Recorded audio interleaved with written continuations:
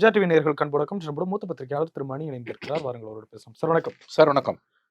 அனைத்திந்திய அண்ணா திராவிட முன்னேற்ற கழக உட்கட்சி விவகாரங்களில் பிரச்சனைகளில் தேர்தல் ஆணையம் தலையிடக்கூடாது அப்படின்னு சொல்லி நீதிமன்றம் விதித்த தடைக்கு இன்றைக்கு ரத்து செய்து தீர்ப்பு வழங்கப்பட்டிருக்கிறது. எப்படி பாக்குறீங்க? அதிமுக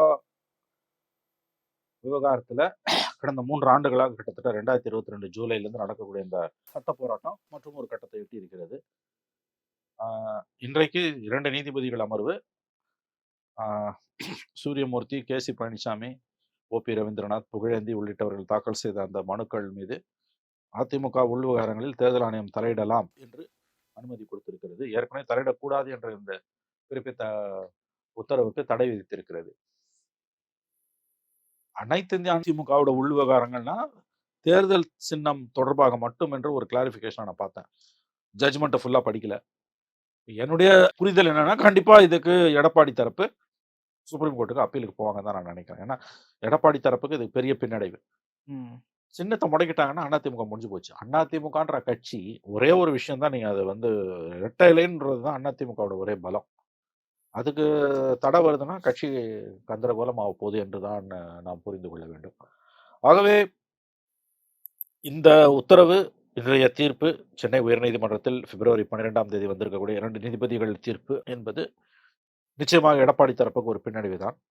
ஆனால் எவ்வளவோ ஏற்ற இறக்கங்களை அவர்கள் கண்டிருக்கிறார்கள். இங்கே ஹைகோர்ட்டில் தோப்பாங்க, சுப்ரீம் கோர்ட்டில் ஜெயிப்பாங்க, மறுபடியும் சிவில் கோர்ட்டுக்கு வருவாங்க, மறுபடியும் ஹைகோர்ட்டுக்கு வருவாங்க, மறுபடியும் சுப்ரீம் கோர்ட்டுக்கு போவாங்க. இந்த 3 வருஷமாக நடக்கிற இந்த நாடகத்தில் இன்னொரு காட்சி இன்றைக்கு அரங்கேறி இருக்கிறது.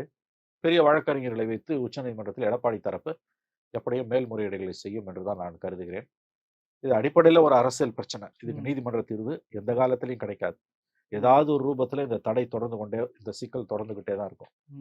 அனைவரும் ஒன்றுபடுவது ஒன்றுதான் இதற்கு ஒரே வழி. லீகலா இதுக்கு சொல்யூஷன் கிடைக்கும்னு எனக்கு தோணலை.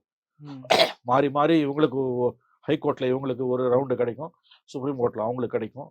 இப்போ ஹைகோர்ட்ல எடப்பாடிக்கு எதிராக வந்துருன்னா சுப்ரீம் கோர்ட்ல எடப்பாடிக்கு ஆதரவாக வரலாம்.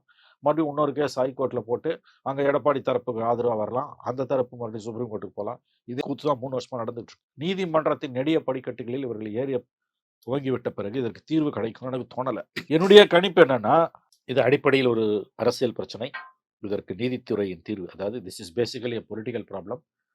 You cannot have a judicial solution for it. இது அடிப்படையில் ஒரு அரசியல் பிரச்சனை. இதற்கு நீதித்துறையின் தீர்வு கிடைக்காது, எந்த காலத்திலையும் கிடைக்காதுன்னு நான் நம்புறேன். ஏதாவது ஒரு ரூபத்தில் ஜுடிஷியல் சேலஞ்ச் இருந்துகிட்டே தான் இருக்கும். ஒரே வழிதாங்க இருக்கு, எல்லாரும் உட்காந்து பேசி இன்னைக்கு வழக்குகளை வாபஸ் வாங்கி ஒன்றுபட்ட அதிமுக உருவாவது ஒன்றுதான் இதற்கு தீர்வு. எடப்பாடியும் இதற்கு இறங்கி வர வேண்டும். ஒன்றுபட்டால் உண்டு வாழ்வு, நம்மில் ஒற்றுமை நீங்கிடில் அனைவருக்கும் தாழ்வுன்ற இந்த அடிப்படையான வரிகளை, ஐ திங்க் பாரதியின் வரிகள் நினைக்கிறேன் நான். ஒன்றுபட்டால் உண்டு வாழ்வு, நம்மில் ஒற்றுமை நீங்கிடில் அனைவருக்கும் தாழ்வு. எவ்வளோ பெரிய வார்த்தை இது! தனி மனிதர்களுக்கும் குடும்பங்களுக்கும் மட்டும் இல்லை, அரசியல் கட்சிகளுக்கும் இது பொருந்தும். ஒரு பெரிய கட்சி, 52 ஆண்டுகளாக இருக்க கட்சி, 32 ஆண்டுகள் ஆட்சி செய்த கட்சி. திமுக கூட தன்னுடைய 75 ஆண்டுகளில் 25 ஆண்டுகள் தான் ஆட்சி செஞ்சிருக்கு. மூன்றில் இரண்டு பங்கு காலம் அது எதிர்கட்சியாக இருந்திருக்கு. ஆனால் அதிமுக தன்னுடைய ஆயுட்காலத்தில் கிட்டத்தட்ட 60% ஆளும் கட்சியாக இருந்திருக்கிறது. மக்கள் மன்றத்தில் அதிமுகவுடைய வாக்கு வங்கி என்பது திமுக விட எப்பயுமே அதிகம் தான். தன உண்மைகளை புரிஞ்சுக்கிட்டு எடப்பாடி பழனிசாமி இறங்கி வர வேண்டும். பிரிந்தவர்கள் அனைவரையும் ஒன்று சேர்க்க வேண்டும். பிரிந்தவர்களும் எடப்பாடி உரிய மரியாதையை கொடுத்து கிவ் அண்ட் டேக்ல இவர்கள் ஒன்றுபடுவதுதான் இதற்கு உதய தீர்வு. நான் ஏதோ பெரிய புத்தி சொல்ற மாதிரி நினைக்காதீங்க. நான் இந்த பிரச்சனை எப்படி பாக்குறேன்னா, இல்ல நீங்களே நிறைய டைம் சொல்லிருக்கீங்க, ஓபிஎஸ்க்கு என்ன ஓட்டு இருக்கு, சசிகலாவுக்கு என்ன போட்டு இருக்கு. அன்னைக்கு சொல்லியிருக்கலாங்க, இன்னைக்கு சொல்றேன். இன்னைக்கு ஒன்றுபட்ட அதிமுக காலத்தின் கட்டாயம். திமுக மாதிரியான ஒரு கட்சியை எதிர்ப்பதற்கு அதிமுக மாதிரியான ஒரு கட்சி தமிழ்நாட்டில் இருப்பது மிக மிக அவசியம். அடிப்படையில் அதிமுக ஒரு மதசார்பற்ற கட்சி. அந்த கட்சி பலவீனம் அடைவது தமிழக அரசுக்கு நல்லதல்ல. அதிமுக பலவீனம் அடையும் போது அந்த வெற்றிடத்தை மதவாத சக்திகள் தான் இட்டு நிரப்பும், எழுதி வைத்துக் கொள்ளுங்கள். ஆகவே இது தமிழ்நாட்டின் நலன் கருதி தான் நான் இதை சொல்றேன். மற்றபடி எனக்கு இன்னைக்கு நடந்த இந்த முழு டீட்டெயில்ஸ் தெரியல, ஓரளவு தான் தெரிஞ்சிருக்கு. இது 3 வருஷமா நடக்கிற நாடகம் அடுத்து மறுபடியும் சுப்ரீம் கோர்ட்ல போய் அரங்கேற போகுது. அங்க என்ன நடக்கும்னு யாருக்கும் தெரியாது. எடப்பாடிக்கு ரிலீஃப் கிடைக்கலாம், கிடைக்காமலும் போகலாம். எலெக்ஷன் கமிஷனுக்கு இந்த விஷயம் போச்சுன்னா, இன்னைக்கு எலெக்ஷன் கமிஷன் யார் கண்ட்ரோல் இருக்குன்னு எல்லாருக்கும் தெரியும். அவங்க கண்டிப்பா ரெட்டையிலையை முடக்கினான்னா மொத்தமா கட்சி கலகலத்துறோம். ரெட்டையிலையை முடக்கினாங்கன்னா 26ல திமுக வெற்றியை தடுப்பது என்பது மிக மிக கடினமானதாக மாறிவிடும். தமிழ்நாட்டு மக்களின் நலன் கருதி எம்ஜிஆர் ஜெயலலிதா மீது உண்மையிலேயே இவர்களுக்கு மரியாதை இருந்தால் 1000 குறைகள் விமர்சனங்கள் இருந்தாலும் அதிமுக ஒரு மதசார்பற்ற கட்சி என்கின்ற முறையில் சொல்லுகிறேன். இவர்கள் ஒன்றுபட வேண்டும். இது ஒண்ணுதான் தீர்வு. மற்றபடி இதுல நான் திரும்பவும் சொல்றேன் மார்ஷல், எந்த தரப்புக்கும் இறுதியா நீதிமன்றத்துல வெற்றி கிடைக்காது. அப்படின்னா அது பல வருஷம் ஆகும், பல வருடங்கள் ஆகும். 2 தரப்புக்குமே நீதிமன்றங்கள்ல இறுதி வெற்றி கிடைக்காது. மாறி மாறி மாறி மாறி மாறி தான் வரப்போகுது. ஒரு ரவுண்ட் இவங்க, ஒரு ரவுண்ட் அவங்க, ஒரு ரவுண்ட் இவங்க, ஒரு ரவுண்ட் அவங்க. இந்த 3 வருஷமா எவ்வளவு நடந்தது? வக்கீல்களுக்கு இந்த 3 வருஷத்துல இவங்க செலவு பண்ணதே பல கோடிகள் இருக்கும். பல கோடிகள் செலவு பண்ணியிருப்பாங்க 2 தரப்பும். இது அடிப்படையில ஒரு அரசியல் பிரச்சனை. இதற்கு நீதித்துறையின் தீர்வு கிடைக்காது. இல்ல நீங்க நடுவுல சொல்றப்ப ஒரு இடத்துல சொன்னீங்க, தேர்தல் ஆணையம் கையில போச்சுன்னா சின்னாபனம் ஆயிரும், இரட்டை இலை முடங்கிடும் சொல்றீங்க. பிஜேபி அதை செய்யறதுக்கு எல்லா வாய்ப்பும் இருக்கு. வெளிப்படையா சொல்றேன்னா அண்ணா எடப்பாடியை வழி கொண்டு வரதுக்கு பிஜேபி கூட்டணி இல்ல அந்த பாயிண்ட்டுக்கு தான் எடப்பாடி பழனிசாமி பயப்படுறாரா? இருக்கலாம், எனக்கு தெரியாது. நான் மறுபடியும் உங்களுக்கு சொல்றேன், எலெக்ஷன் கமிஷன்ல என்ன நடக்கும்னு உறுதியா அறுதிட்டு சொல்ல முடியாது. அப்படி ஒரு வாய்ப்பு இருக்குன்னு சொல்றேன். இரட்டைலை முடக்கப்படுவதற்கு ஒரு வாய்ப்பு இருக்கிறதுன்றது சொன்னா அது உறுதியா நடக்கும் நான் சொல்லல. நான் திரும்ப திரும்ப சொல்றது, இந்த பிரச்சனையை மார்ஷல் நல்லா ஞாபகம் வச்சுக்கோங்க. நான் சட்ட ரீதியா பேச விரும்பல. ஏன்னா கோர்ட்ல, எலெக்ஷன் கமிஷன்ல, குறிப்பா சுப்ரீம் கோர்ட்ல எல்லாம் என்ன நடக்கும் நம்மளால சொல்லவே முடியாது. Court is an unpredictable horse. அது ரொம்ப சிக்கலான ஒரு விவகாரம். எடப்பாடி பழனிசாமியே வைத்த ஒரு வாதம், இரட்டை இலை முடக்கப்பட்டால் கட்சி சின்னாபின்னம் ஆகிவிடும். அதுக்கு குழந்தை கூட அந்த விஷயம் தெரியாது. பெரிய படிப்பாளியா இருக்கணும், முன்னாள் முதலமைச்சரா இருக்கணும். அவருக்கு போகதான் போது தேர்தல் ஆணையத்துக்கு. எதுக்கு அவ்வளவு ஒரு பயம்? அவங்க விசாரிச்சு அதுக்கப்புறம் நான் சொல்ல வர பாயிண்ட் நீங்க புரிஞ்சுக்கோங்க. எடப்பாடி ஏன் அப்படி பண்ணாரு, ஓபிஎஸ் ஏன் அப்படி பண்ணாரு, பழனிசாமி ஏன் இப்படி பண்ணாரு, அது இல்ல பிரச்சனை. இவங்க எல்லாம் ஒண்ணு சேரலன்னா என்ன நடக்கும்னு நான் சொல்றேன். ஒன்றுபடுங்கள் நண்பர்களே. நான் சொல்றது ஒரு பிரஜையின் வேண்டுகோள், அவ்வளவுதான். இது இது நான் ஒன்னும் அதிக பிரசங்கத்தனமா சொல்லல. நான் ஏதாவது ஒரு தரப்பை சப்போர்ட் பண்ணனா தான் நான் பத்திரிகையாளன் இல்லைன்ற நோக்கம் வரும் உங்களுக்கு. நான் ஒன்றுபட்ட அதிமுக வேண்டும் என்று சொல்வது தமிழ்நாட்டின் நலன் கருதி சொன்னோம். இது ஒரு வேண்டுகோள். கேட்கறதும் கேட்காதும் அவங்க விருப்பம். நீங்க பிரிஞ்சிருந்தீங்கன்னா எல்லாரும் காணாம போயிடுவீங்க, செல்லா காசு ஆயிடுவீங்க. இன்னைக்கு திமுக விசுவரூபம் எடுத்துருச்சு. திமுக கிட்ட பணம் இருக்குது, கூட்டணி கட்சிகள் இருக்குது, தமிழ்நாட்டில் ஆன்டி பிஜேபி ஃபீலிங் அதிகமா இருக்குது. இந்த அவங்க கிட்ட மீடியா அவங்க கண்ட்ரோல்ல இருக்குது, அவங்களுக்கு கொஞ்சம் புத்தியும் இருக்குது. அதனால இந்த திமுகவை நீங்க ஹேண்டில் பண்றதுன்றது ரொம்ப கஷ்டம். ஒன்றுபட்ட அதிமுக தமிழ்நாட்டுக்கு கண்டிப்பா தேவை. அடிப்படையில் அது ஒரு மதசார்பற்ற கட்சி. 1000 விமர்சனங்கள் இருந்தாலும், குறைகள் இருந்தாலும், அந்த அவங்க தோத்தாங்கன்னா, அவங்க செதஞ்சாங்கன்னா அந்த இடத்த மதவாத சக்திகள் இட்டு நிரப்பும். நம்ம யாருமே நிம்மதியா இருக்க முடியாது. ஆங்கிலத்துல எட்டர்னல் டூம், நிரந்தரமான பேரழிவு தமிழ்நாட்டுக்கு. அதுக்கு பிறகு மதவாத சக்திகள் கால் உண்டுச்சுன்னா, அந்த நல்லெண்ணத்தின் அடிப்படையில தான் நான் இந்த கோரிக்கையை வைக்கிறேன். இது முதல் பாயிண்ட். 2வது பாயிண்ட், இதுக்கு கிடைக்கவே இவங்களுக்கு ஜுடிஷியல் சொல்யூஷன் கிடைக்காதுங்க. சுப்ரீம் கோர்ட்ல என்ன நடக்கும் நமக்கு தெரியாது, எலெக்ஷன் கமிஷன்ல என்ன நடக்கும் தெரியாது. ஒருவேளை எலெக்ஷன் கமிஷன்ல ரெட்டையிலே முடக்கினா கூட இமீடியட்டா சுப்ரீம் கோர்ட்டுக்கு போய் அவங்க ஸ்டே வாங்கலாம், அல்லது ஸ்டே வாங்காமலும் இருக்கலாம். அந்த டெரிட்டரிக்குள்ள போவே கூடாதுங்க. அது ஒரு பொதகுழி. ஜுடிஷியல் ஃபைட்டு ரொம்ப அன்பிரடிக்டபிளா போகுதுன்னா 2 தரப்புக்கும் புத்தி வரணும். 2 தரப்பும் உட்காந்து பேசி இந்த பிரச்சனையை தீர்க்கணும். அவங்க இறங்கி வரணும், இவங்க ஏறி வரணும். இதுக்கு தீர்வே இல்லைங்க. இன்னைக்கு தீர்ப்பை நான் ஒன்றும் பெருசா எடுத்துக்கல. இது இப்படிதான் வரும். அடுத்த ரவுண்ட்ல அவங்க ஜெயிப்பாங்க. இந்த 3 வருஷமா அதான் நடக்குது. அங்க ஒரு ரவுண்டு, அங்க ஒரு ரவுண்டு, அங்க ஒரு ரவுண்டு. இவங்க ஜெயிக்கிறது, அவங்க ஜெயிக்கிறது, அவங்க ஜெயிக்கிறது. மறுபடியும் கீழே இருந்து முதல்ல இருந்து. இல்ல 3 வருஷத்துல அதிக முறை எடப்பாடி ஒரே ஒரு டைம் தான் ஓபிஎஸ்க்கு சாதகமா கிடைச்சிருக்கு. எல்லா டைமும் எடப்பாடி பழனிசாமி அவர்களுக்கு நெகட்டிவ் தான். இதுக்கு ட்ரெண்ட் மாறுதுன்னு என்ன சொல்லுவீங்க? அவர் ஜெயிச்சா கூட எத்தனை ரவுண்டு போராட வேண்டியது? கோர்ட் அன்பிரடிக்டபிளுங்க. நான் சொல்றேன், கோர்ட்லயே நீ ஜெயிச்சாலும் ஏன் நீ எல்லாரும் ஒன்னா சேர்த்து கூடாதுன்ற. இறுதி வெற்றி எடப்பாடிக்கு வந்தா கூட நீ ஏன் எல்லாரும் சேர்த்துக்கோங்களேன். எல்லாரும் ஒன்னா தானே இருந்தீங்க. இன்னைக்கு ஜெயலலிதா இருந்தா எல்லாரும் ஒன்னா தானே இருப்பீங்க. ஏன் உங்களுக்கு அது புரியல? உங்க பிரதான எதிரி திமுக தானங்க. இப்ப நீங்க பிரிஞ்சு கிடக்கிறது மூலமா திமுக தானங்க லாபம். இது தமிழ்நாட்டுக்கு நல்லது இல்லையாங்க. ஒரு வலுவான எதிர்கட்சி தமிழ்நாட்டுக்கு அவசியம் மார்ஷல். ஒரு வலிமையான வளமையான ஜனநாயகத்துக்கு ஆளும் கட்சி பலவீனமாக இருக்கலாம், எதிர்கட்சி பலவீனமாக இருக்கக்கூடாது. எடப்பாடி பழனிசாமி ஒரு பலவீனமான அரசை நடத்திய போது கூட திமுக என்ற வலிமையான எதிர்கட்சி இருந்ததால ஜனநாயகம் காப்பாற்றப்பட்டது. இன்னைக்கு தமிழ்நாட்டோட சாபக்கேடு எதிர்கட்சி பலவீனமா இருக்குது. ஒரு வலிமையான ஜனநாயகத்துக்கு ஆளும் கட்சி பலவீனமாக இருக்கலாம், எதிர்கட்சி பலவீனமாக இருக்கக்கூடாது. இன்றைக்கு அதுதான் தமிழ்நாட்டில் நடக்குது. இதை அதிமுக நண்பர்கள் அனைத்து தரப்பினரும் உணர வேண்டும். இல்லைன்னா நீங்க இதுக்கு என்னமோ இறுதி தீர்வு இந்த பிரச்சனைக்கு சுப்ரீம் கோர்ட்ல 26க்குள்ள வரும்னு எனக்கு தோணல. தேர்தல் ஆணையத்துக்கிட்ட இருந்து அங்கேயும் பிரச்சனை வரும். அங்கேயும் இன்னொன்று தெரிஞ்சுக்கோங்க, தேர்தல் ஆணையம் எந்த முடிவு எடுத்தாலும் அது ஃபைனல் இல்ல. That is subjected judicial review. தேர்தல் ஆணையம் எடுக்கக்கூடிய முடிவு 3 மாசம், 6 மாசம், 9 மாசத்துல கூட வந்துடலாம். But that's not final. இறுதி முடிவு அங்கதான், எங்க சுப்ரீம் கோர்ட்டுக்கு தான். அங்க என்ன நடக்கும்னு தெரியாது. ஒன்ஸ் சுப்ரீம் கோர்ட்டுக்குள்ள காலை வச்சினாலே முடிஞ்சு போச்சு உங்க. அது இந்த மாதிரியான இஷ்யூஸ்ல. ஆகவே அதிமுக நண்பர்கள் இப்பயாவது இந்த கட்டத்திலேயாவது, இந்த நேரத்திலேயாவது அமர்ந்து பேசி அவுட் ஆஃப் கோர்ட் செட்டில்மெண்ட் பண்ணிக்கிறது தான் அவங்களுக்கு நல்லது. இல்லைன்னா எனக்கு என்னமோ இது உருப்படும்னு எனக்கு தோணலை. எடப்பாடி பழனிசாமி அவர்களுக்கு இந்த தீர்ப்பு வந்து ஒரு பின்னடைவு, தலைவலியா? நிச்சயமா அப்படிதான் நான் பார்க்குறேன். ம். இப்போ எலெக்ஷன் கமிஷன் தலையிடலாம்னு சொன்ன பிறகு எலெக்ஷன் கமிஷனோட சித்து வேலைகளை நம்ம இப்போ பார்த்துட்டு இருக்கோம். அங்கே வந்து உங்களுக்கு ஒரு ஃபேர் ப்ரொசீடிங்ஸ் இருக்கிற மாதிரி நமக்கு தெரியல. அப்படி இருக்கும்போது அங்கே என்ன வேணா நடக்கலாம். இல்ல இன்னொரு விஷயம், இது வந்து எதுவா இருந்தாலும் லீகலா அவங்க ஏதாவது ரீசன் சொல்லி தான் எது பண்றதாலும் பண்ண முடியும். எடப்பாடி பழனிசாமி பக்கத்துல வேலிடான பாயிண்ட்ஸ் இருக்குல்ல, அவர் அது எல்லாத்தையும் மட்டுமே நம்ம நியாயப்படுத்த உறுதியா முடியும். நம்பிட முடியாதுங்க. எலெக்ஷன் கமிஷன் நினைச்சா தே கேன் பிளே அரவுண்ட். இல்ல அவர்கிட்ட எதுவும் சிக்கல்கள் இருக்கா? இதெல்லாம் நியாயப்படுத்த முடியாது. இல்லைங்க, அங்கதான் நான் சொல்றேன், இது லீகல் இஷ்யூ. இதுல எனக்கு ஒன்றும் பெரிய நாலேஜ் இல்லை. நான் சொல்ல வர்றது என்னன்னா, இவ்வளவு நாள் இருந்த ஸ்டேவை வெக்கேட் பண்றான் அப்படின்னா எலெக்ஷன் கமிஷன் போட்டு எடப்பாடி விட்டுருக்க வேண்டியதானே. தன்கிட்ட எல்லா ஆதாரமும் இருக்குது, தான் வலிமையா லீகல் பொசிஷன் தனக்கு ஸ்ட்ராங்கா இருக்குன்னா ஏன் இன்னைக்கு அந்த பெட்டிஷன் அவர் எதிர்க்கிறாரு? அந்த ஸ்டே அந்த எலெக்ஷன் கமிஷனுக்கு போட்டோம், முடிவு பண்ணிட்டோம், நான் வலுவா இருக்கேன், என் மடியில கணம் இல்லை, வழியில பயம் இல்லைன்னு போக வேண்டியதானே. ம். அவங்க தரப்பு ஸ்டே வெக்கேட் பண்ண சொல்றாங்க, வெக்கேட் பண்ணு, போய் பார்த்துக்கலாம்னு சொல்ல வேண்டியதானே. எதுக்கு சேலஞ்ச் பண்ணாரு? அப்போ உங்ககிட்ட எலெக்ஷன் கமிஷனுக்கு இந்த விஷயம் போகிறத எடப்பாடி தரப்பு விரும்பலன்றதை நீங்க ஒத்துக்கிறீங்க, அதான் உண்மை. எதுக்கு பயப்படுறாரு? ம். அதான் அங்க சிக்கல் இருக்கு, சில சிக்கல்கள் இருக்கு, அதனாலதான் பயப்படுறாங்க. ம். நீங்க ஜுடிஷியல் ஃபாரத்துக்குள்ள, குவாசி ஜுடிஷியல் ஃபாரத்துக்குள்ள, எலெக்ஷன் கமிஷன் மாதிரி குவாசி ஜுடிஷியல் ஃபாரம் இல்லை கோர்ட் மாதிரி இடத்துக்குள்ள ஜுடிஷியல் ஃபாரத்துக்குள்ள போறீங்கன்னா ஞாபகம் வச்சுக்கோங்க, உங்க பக்கம் நீங்க 99% நியாயம் இருந்து 1% நியாயம் இல்லைன்னா கூட உங்களுக்கு ஆபத்து தான். 100% நியாயம் இருக்கணும், எப்படி வேணா போகலாம். அண்ட் இதை அட்ஜுடிகேட் பண்ணக்கூடிய யாரு எலெக்ஷன் கமிஷனர்ஸோ ஜுடிஷியரியோ அவங்களும் மனிதர்கள் தான், ப்ரெஷர்ஸ் அவங்களுக்கும் இருக்கும்.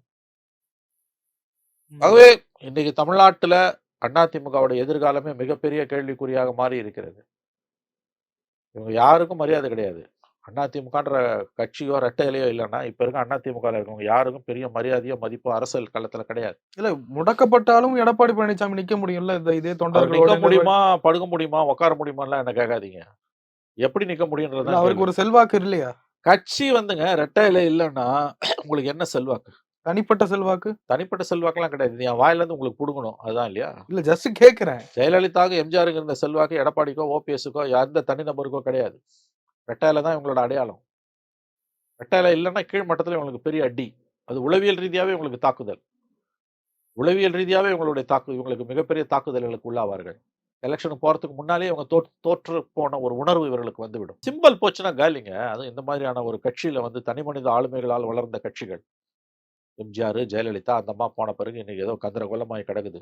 அந்த அம்மா போன பிறகு இவங்க ஒரு 66 சீட்டு ஜெயிச்சாங்களே ஒழிய ஆட்சி இழந்துட்டு தான் நிற்கிறாங்க. 2 பார்லிமெண்ட் எலெக்ஷன்ல படுதோல்வி, அசம்பிளியில் 66 சீட்டு ஜெயிச்சாங்களே ஒழிய ஆட்சி கையை விட்டு போயிடுச்சு. உள்ளாட்சி தேர்தலில் படுதோல்வி, கட்சி சரிஞ்சு கிடக்குது. இதுல ரெட்டையிலையும் போச்சுன்னா என்ன பண்ணுவேன்? ரெட்டையில போச்சுன்னா என்ன பண்ணுவேன்? ஏற்கனவே அந்த அம்மா மரணத்துக்கு பிறகு அசம்பிளி எலெக்ஷன் ரிசல்ட்ஸுக்கு பிறகு இன்னைக்கு அவங்களோட வாக்கு வங்கி என்பது 20லேருந்து 22% தான்.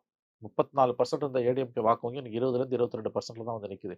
ரெட்டையிலையும் போச்சுன்னா அது இன்னும் கீழே போயிடும், சுக்கலா போயிடும். அதுல எந்த சந்தேகம் வேண்டாம். அந்த வாக்குகள் எங்க வேண்டுமானாலும் போகும். பிஜேபிக்கு போகும், நாம் தமிழருக்கு போகும், விஜய்க்கு போகும். ஊர் 2 பட்டா யாருக்கு கொண்டாட்டான்னு உங்களுக்கு தெரியும். சிவி சண்முகன் சொல்றாரு, தேர்தல் ஆணையம் வந்து ஒரு குமாஸ்தா மாதிரி, நாங்க என்ன கொடுக்குறோமோ அதை வாங்கி வச்சுக்கணும், மத்தபடி பெருசா அவங்க கேள்வி கேட்கிற எந்த ஒரு ரைட்ஸும் பெருசா இல்ல, பெரிய அளவுக்கு இல்ல அப்படின்றாரு. அது அவருடைய கருத்து. அப்படின்னா எதுக்கு வந்து இவ்வளவு பெரிய சட்ட போராட்டம் நடக்குது? வெளியில இது பத்த வீரவசனம் பேசலாம். அங்க ஒன்ஸ் கமிஷனுக்கு போயிடுச்சுன்னா நீங்க அங்க போய் நின்று பதில் சொல்லணும். அவங்க சின்னத்தை மடக்கிட்டு போயிட்டான்னா போய் நீ தண்ணி குடிக்கணும் சுப்ரீம் கோர்ட்ல. கமிஷனுக்கு ஒண்ணுமே இல்லைன்னா சொல்லாது, அப்படிலாம் சொல்லாதீங்க. எலெக்ஷன் கமிஷனுக்கு அதிகாரம் இருக்கு. இல்லாமலா வந்து இதை எதிர்த்து இவ்வளவு தூரம் போராடினீங்க, கூட வேண்டிதானே. எலெக்ஷன் கமிஷன் நினைச்சா நிறைய விஷமங்களை பண்ணலாம். நீங்க அடிச்சுக்கிட்டு தெருவுக்கு வந்திருக்கீங்க சார். எல்லாரும் ஒன்னாதானே சார் இருந்தீங்க. சொல்யூஷன் யார் கையில தான் இருக்கு இப்போ? அரசியல் ரீதியா பேசுறது, சட்ட ரீதியா சொல்லணும். எடப்பாடி இறங்கி வரணும். வரலன்னா அதிமுகவில் என்ன வேணா நடக்கலாம், ரெட்டையிலே முடக்கப்படலாம், என்ன வேணா நடக்கலாம். அன்சார்ட்டட் டெரிட்டரி அது. வந்தாலும் அதுல 1008 சிக்கல்கள் இருக்கு. பொலிட்டிக்கல் டைமென்ஷன் என்னன்னா, பரவாயில்ல எல்லாரும் பேசுறது, உங்களுக்கு கூட அந்த எண்ணம் இருக்கும், எனக்கு கூட அந்த எண்ணம் இருக்கும். நிகழ்ச்சியை பார்க்கக்கூடிய நம்முடைய அதிமுக நண்பர்களையும் பலருக்கு அது இருக்கும். பிஜேபி அதிமுகவை கூட்டணிக்கு வர சொல்லி கழுத்தை நெரிக்கிறது. எடப்பாடி மறுக்கிறார். வழிக்கு கொண்டு வருவதற்காக இத்தகைய நாடகங்கள் அரங்கேற்றப்படுகின்றன. எலெக்ஷன் கமிஷன்ல போச்சுனாலே அங்க வந்து ப்ரெஷர், பிஜேபி ப்ரெஷர் இருக்கும். கூட்டணிக்கு வரீங்களா இல்லை முடக்குறீங்களான்ற கேள்வி மாதிரி வந்ததுன்னா அது நெருக்கடியை உண்டாக்கும். உடனே நின்னா அப்போ ஜுடிஷியல் ஃபாரத்தில் உனக்கு நம்பிக்கை இல்லையா, ஹைகோர்ட்டில் நம்பிக்கை இல்லையா, அப்படிலாம் சொல்லலை. நம்பிக்கை நிறைய இருக்குது. நடைமுறையில் மக்கள் மத்தியில் இருக்கக்கூடிய கருத்து என்பது எலெக்ஷன் கமிஷன் ஒன்ஸ் போச்சுன்னா இது பிஜேபி அதிமுகவை வழிக்கு கொண்டு வர இதை ஒரு ஆயுதமாக துருப்பு சீட்டாக பயன்படுத்தும். ஏன்னா ஏடிஎம்கே அலையன்ஸ் இல்லைன்னா பிஜேபி அடுத்த எலெக்ஷன்ல சைபர் இந்த 4 சீட்டு கூட கிடைக்காது. அதனால் அதிமுகவை வழிக்கு கொண்டு வர எல்லா விதமான தில்லாலங்கடி வேலைகளையும் பிஜேபி செய்யும். நன்றாக அதிமுக பிஜேபி கரங்களில் சிக்கிக் கொண்டிருக்கிறது என்பதுதான் பொதுவாக இருக்கக்கூடிய கருத்து. அதுவும் இன்றைய உயர்நீதிமன்ற தீர்ப்புக்கு பிறகு விவகாரம் எலெக்ஷன் கமிஷனுக்கு போகுது. சுப்ரீம் கோர்ட்டுக்கு போனால் கூட ஒரு ஹோப் இருக்குது. ஏன்னா சுப்ரீம் கோர்ட்டுக்கு ஒரு இண்டிபெண்டன்ஸ் இருக்கு, நம்புறோம். ஆனால் எலெக்ஷன் கமிஷன் அப்படி கிடையாது. அது பிஜேபி சொல்றது தான் கேட்குன்றது எல்லாருக்கும் தெரியும். அவங்க என்ன மாதிரியான தகுடு தத்தங்களும் அரங்கேறலாம். இதைத்தான் எடப்பாடி பழனிசாமியும் அதிமுகவும் புரிந்து கொள்ள வேண்டும். இது பேசிக்கலி பொலிட்டிக்கல் ப்ராப்ளம். அதை மட்டும் நீங்க மறந்துடாதீங்க. எத்தனை தீர்ப்பு, எத்தனை கமிஷனுக்கு போனீங்க, எத்தனை வாய்தா, எத்தனை பெரிய பெரிய வக்கீல் வந்து உனக்கு ஆஜரானாலும் அடிப்படையில் மார்ஷல் புரிந்து கொள்ள வேண்டியது அதிமுக விவகாரம் என்பது அடிப்படையில் ஒரு பொலிட்டிக்கல் ப்ராப்ளம். இதுக்கு ஜுடிஷியல் சொல்யூஷன் கிடைக்காது. இதை புரிஞ்சுக்கோங்க. முதல்ல செங்கோட்டையன் அவர்கள் சமீபத்தில் ஒரு நிகழ்ச்சியை புறக்கணிக்கிறார். பிறகு ஒரு கருத்து சொல்றார், எங்களை வளர்த்தது ஆளாக்கியது எம்ஜிஆர் அவர்களும் ஜெயலலிதா அவர்களும், அவருடைய போட்டோவை வைக்கல, அதனால போகல, பொதுச் செயலாளருடைய நிகழ்ச்சியில இதுல தான் பங்கெடுக்கல அப்படின்னு சொல்றாரு. இது அதிருப்தியா பார்க்க முடியுமா? சற்று புருவங்களை உயர்த்தக்கூடியதுதான். கொஞ்சம் கவனிக்கணும், உன்னிப்பாக கவனிக்கணும். அதை ஒதுக்கிட முடியாது. உடனே நாளைக்கு அவர் போர்க்கொடி தூக்கி எடப்பாடியை கவுத்துட்டு அந்த இடத்துக்கு வந்துடும் அப்படிலாம் நினைக்க வேணாம். அவருக்கு சில பிரச்சனைகள் இருக்குது. ஒரு மெல்ல அவர் தன் குரல்களை உயர்த்த ஆரம்பிச்சிருக்காங்க எனக்கு தோணுது.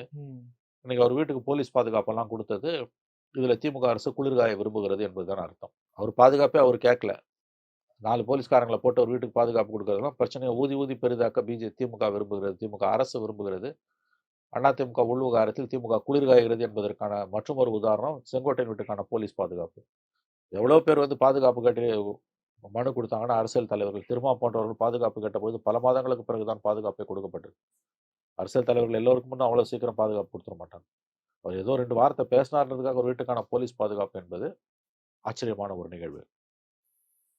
அவ்வளோ சுலபமா ஒன்றும் போலீஸ் பாதுகாப்பு கொடுத்துட மாட்டாங்க. ஆகவே அதிமுகவுக்குள் பல சிக்கல்கள் இருக்கின்றன. அந்த சிக்கல்கள் ஒன்னொன்னா வெளியில வர ஆரம்பிச்சிருக்கு. செங்கோட்டையனுடைய வார்த்தைகளையும் நம்ம அப்படித்தான் எடுத்துக்கொள்ள வேண்டும். இவ்வளவு நேரம் அமைதியா இருந்தவர் திடீர்னு பேச ஆரம்பிச்சிருக்காரு. அடுத்தவர் என்ன செய்வார்ன்றதான் நம்ம பார்க்கணும்.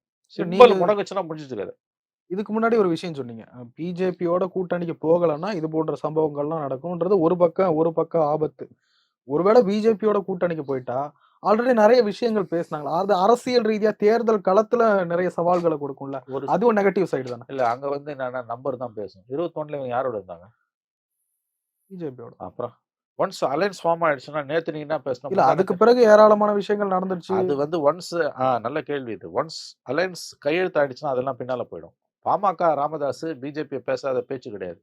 ஆனா எலெக்ஷன் டைம்ல ஒண்ணு சேர்ந்தா அதெல்லாம் கீழே போய் மோடியை கட்டி பிடிச்சிக்கிறாரு. இல்ல நீங்க நல்லதுன்னு நினைக்கிறீங்களா அதிமுக?